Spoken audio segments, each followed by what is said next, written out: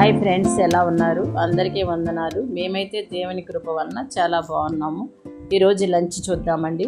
వేడి వేడి రైస్ అండి, పండుగొప్ప పులుసు, ములక్కాడ ఎగ్ కర్రీ, ఇంకా ప్యాకెట్ పాలతో వచ్చిన మీగడతోటే నెయ్యి కాసానండి. చాలా బాగా వచ్చింది.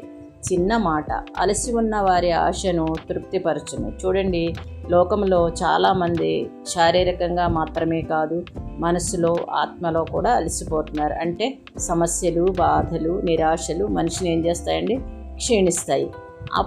అలాంటప్పుడే దేవుడు మనకి ఒక గొప్ప వాగ్దానం చేస్తున్నాడు. ఏమని? అలసిన ఆత్మను నేను తృప్తిపరుస్తానని. జీవితంలో సమస్యలు, అప్పులు, కుటుంబ సమస్యలు, సేవలో ఒత్తిడులు వంటివి మనిషిని అలసిపోయేలా చేస్తాయి. కొన్నిసార్లు మనకి శక్తి ఉండదు, ఆశ కనిపించదు అని అనిపిస్తుంది. అలాంటప్పుడే దేవుడు చెబుతున్నాడు, మనుషులు పూర్తిగా తృప్తి ఇవ్వలేరు, కానీ దేవుడు మాత్రమే మన హృదయాన్ని నింపగలడు. కొన్నిసార్లు లోపల ఖాళీగా అనిపిస్తుంది. ప్రార్థనలో దేవుని దగ్గరకు వచ్చినప్పుడు ఆయన కొత్త బలము, కొత్త ఆశ, కొత్త ఆనందం ఇస్తాడు.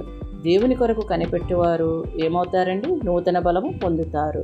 కాబట్టి జీవితంలో ఎప్పుడైనా అలసిపోయినా, నిరాశలో ఉన్నా దేవుని దగ్గరకు వస్తే ఆయన మన ఆత్మను తృప్తిపరిచి మళ్ళీ బలము ఇస్తాడు.